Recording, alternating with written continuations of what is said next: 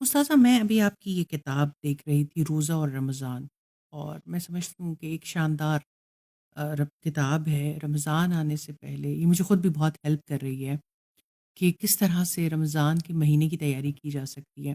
اس میں ایک چیپٹر ہے قرآن کا مشن. تو استاذہ قرآن کا مشن کیا ہے؟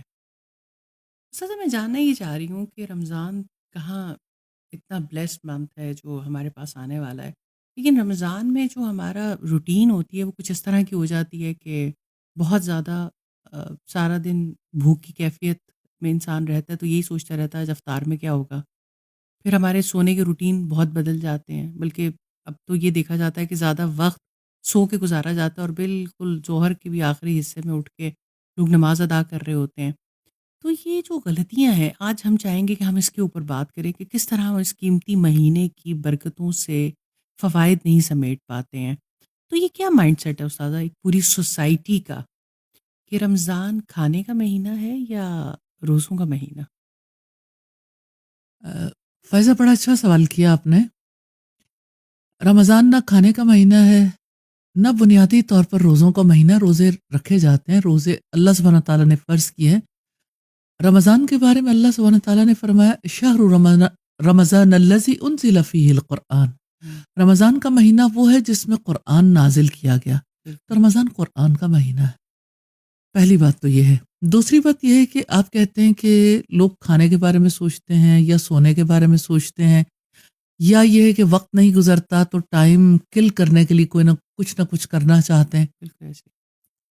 تو ایسا اس وجہ سے ہے کہ لوگوں کو ایجوکیٹ نہیں کیا گیا. ہوں. لوگ اسے سمجھتے نہیں ہیں کہ رمضان ہمارے پاس کیوں آتا ہے اور رمضان میں کرنے والے کام کون سے ہیں.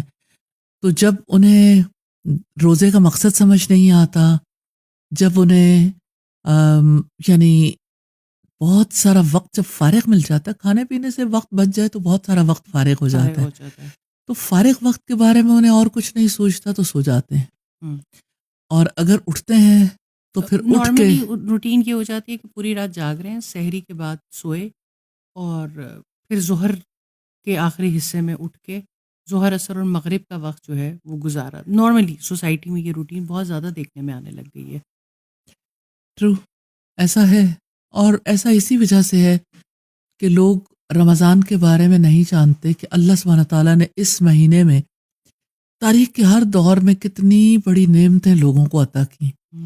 اب دیکھیں، ابراہیم علیہ السلام کا دور تھا.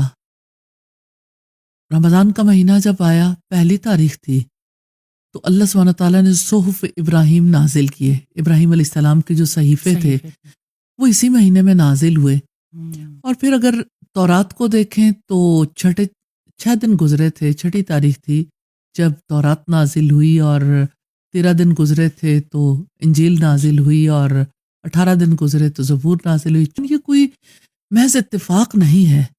تو یہ مہینہ تاریخ کے ہر دور میں بڑا خاص رہا ہے. پہلی بات تو یہ سمجھنے کی ہے کہ آخر ہر دور میں اللہ سبحانہ تعالیٰ کی طرف سے یہ رہنمائی کیوں آتی رہی، یا اللہ سبحانہ تعالیٰ کی جانب سے وہی اسی مہینے میں کیوں.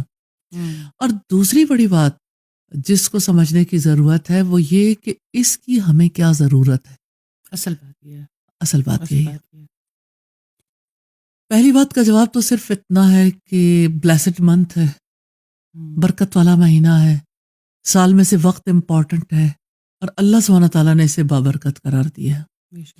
دوسری بات یہ ہے کہ اس مہینے میں جو وحی نازل ہوتی رہی وہ ہماری زندگی کی رہنمائی کے لیے.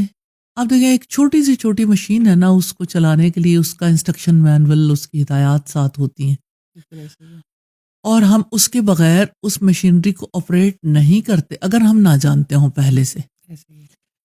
تو آپ دیکھیں کہ ایک یعنی کچن کی مشینری ہو، یا کسی آفس میں یوز ہونے والی مشینری ہو، یا کسی فیکٹری میں یوز ہونے والی ہو، پرسنل نیڈ کی چیز ہو، ہر جگہ پر ہمیں انسٹرکشنز کی ضرورت ہوتی ہے.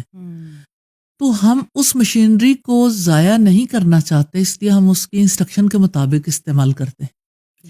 اور یہ دیکھ لیں کہ انسٹرکشن کا اختیار پھر اتنے سارے ذہین لوگ ہوتے ہیں دنیا میں، لیکن ان سب کے پاس اختیار نہیں ہوتا. بنانے والے کے پاس جو کسی مشینری کو ایجاد کرتا ہے اسی کا اختیار ہے. بالکل. تو اللہ سبحانہ تعالیٰ نے جب ہماری اس مشینری کو تخلیق کیا، ہمارا یہ جسم بنایا، ہمیں عقل عطا کی، اور ہمیں اللہ سبحانہ تعالیٰ نے روح عطا کی ہے، تو ہمارے لیے گائیڈ لائن بھی اس نے دی ہے. تو یہ اللہ سبحانہ تعالیٰ کی طرف سے رہنمائی ہے کہ ہم زندگی کیسے گزاریں، کیا سوچیں، کیا نہ سوچیں. ہم ایون یہ بھی کہ ہم کیا دیکھیں اور کیا نہ دیکھیں، کیا سنیں اور کیا نہ سنیں، زندگی میں ہم نے کیا کرنا ہے، ہماری زندگی کس مقصد کے لیے، اور اس ٹائم سپین میں ہم سے کیا ایکسپیکٹیشنز ہیں، اور ہم کس چیز کے لیے رسپانسبل ہیں، اینڈ یہ کہ ہم اپنے اعمال کے لیے کیسے اکاؤنٹیبل ہیں. تو بہت ساری چیزیں ہیں جس کی وضاحت اللہ سبحانہ تعالیٰ کی اس کتاب سے اور محمد صلی اللہ علیہ وسلم کی تعلیمات سے ہوتی ہے. تو اس اعتبار سے یہ مہینہ بڑا امپورٹنٹ ہے.